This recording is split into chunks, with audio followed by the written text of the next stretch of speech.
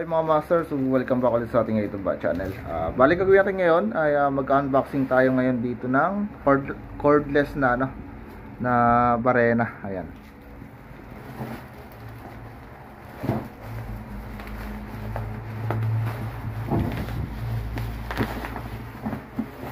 So wala tayong dito na. Ito mga master, nakuha ko lang siya ng 2,546.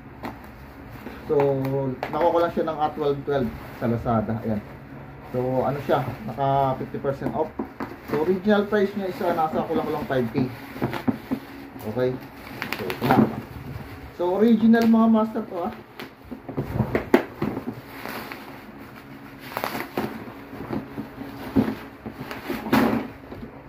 So, original na inko yung nakuha natin. Nasa may sticker pa pala ito rin. Tanggal natin. Ayan, so ito ng mga master compact brush, brushless. Ayan, so bali meron siyang 2 batteries. Ayan, so 20 volts. Gagamitin natin itong mga master sa, sa electrical para hindi tayo mahirapan na mag-screw. Especially dun sa pag-install ng ating mga junction box, mga panel board kapag naka-surface mounted yung ating ginagawa. So ito yung mga master. So ang sticker. So dito siyang kalagay sa likod. Wala na siya pang dikit. Ayan. So ito. So brand natin mga master is Inco. So isa rin sa magandang brand to sa ating mga power tools. So nakaano pa siya, mga cable tie. Tanggalin muna natin.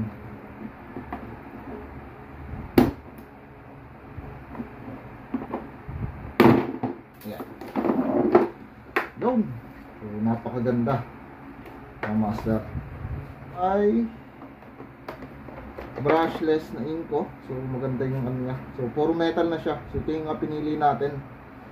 Ito. So meron tayong kasama accessories na gagamitin din natin. Ayan. So ito ang bare. Ayan. Para sa ating para sa ating mga screw. Ayan. So gagamitin natin siya. Okay. So may mga pring bala ito. Ayan, so pang metal. Then mga screw, mga wood screw. So different type ng ating screwdriver. So yung binabal natin ito. So ito yung natin. Pwede siyang palitan ng flat. Ayan. At saka bilog. So ngayon testingin natin. So unboxing tayo. So yung batteries niya mga master is dalawa. And then may kasama na siyang charger dito. Okay. Bali 20 volts. Ayan, impact drill natin. So tanggal ko muna ito. So mas maganda siya, meron siyang plastic para hindi siya maganyan. So protective battery. So paano natanggalin to? Yun, tala pala bababa pala. Okay, testing natin. Yun. So may adjustment dito.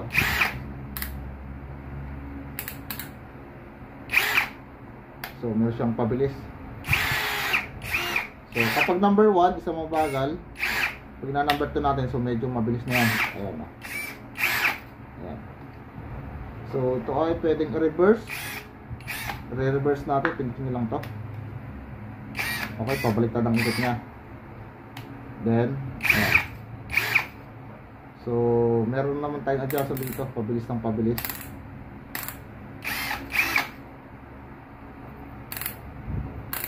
So wala siyang ito para sa semento natin. Okay.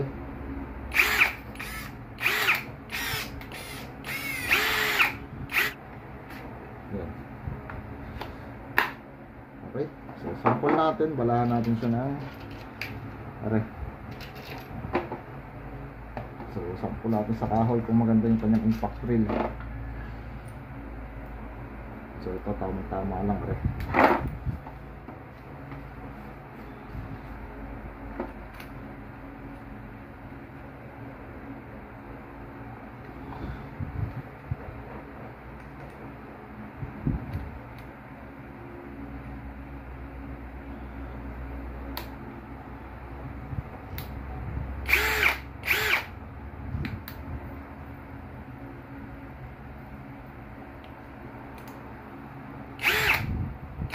number 1 lang natin.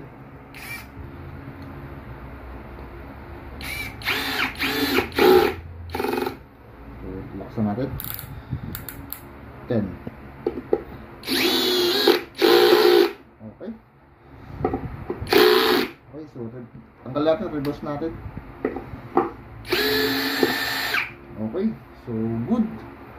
Bali, testingin naman natin siya sa pagka-charge naman. Kung gagana parehas yung kanyang battery. So itong impact rail natin, dito natin siya makikita sa likod yung kanyang percent ng ating battery, kung siya ay lobat na or hindi pa. So yun, bali 1 bar lang siya. Okay, so okay na. Tanggalin na natin. Yan. So ito yung hinihigpitan natin pag pinapasok. Yan. Okay na, sumigpit na.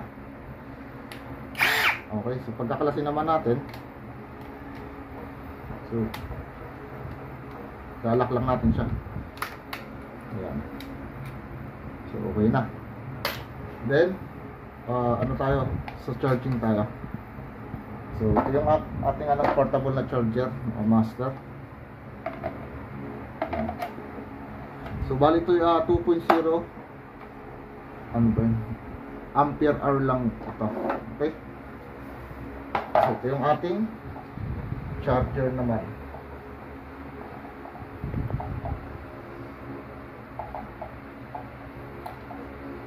So testing natin kung gagana. Okay, so bati nag-charge. Yun, bali nag-charge na siya. So okay na. So pag nag-blink ng green, okay siya.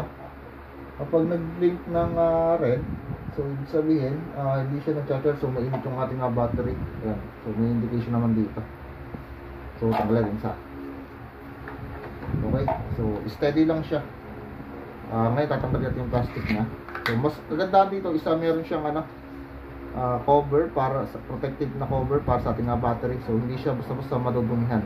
Okay, so kapag taas ng gamitin, pag puno na, sasalpak natin. Kasi kalimitan naman is lagi tayong exposed sa sa mga alikabok. So isang problema yung ating battery kapag dumi yung ating mga terminal dito. Okay, so itong isa naman yung gagamitin natin. Okay, so hintayin natin siya mag-blink. Okay, so okay na. Dito sa ating indication mga master, isa kapag siya ay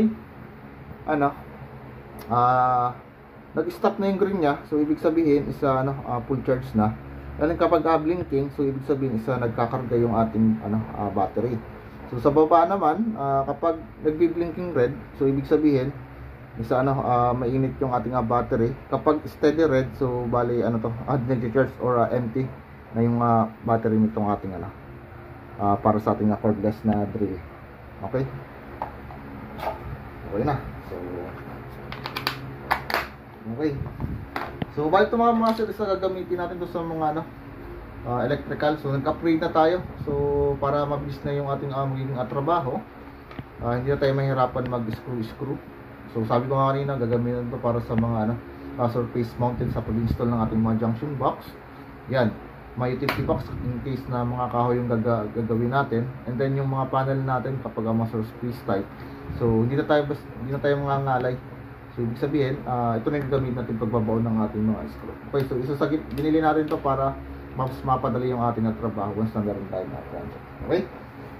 Based sa ating review, bali kung i-rate ko siya isa 5.5 start, kasi maganda yung quality ng ating naging product rito. Okay, so ilang muna mga master. So maraming salamat po.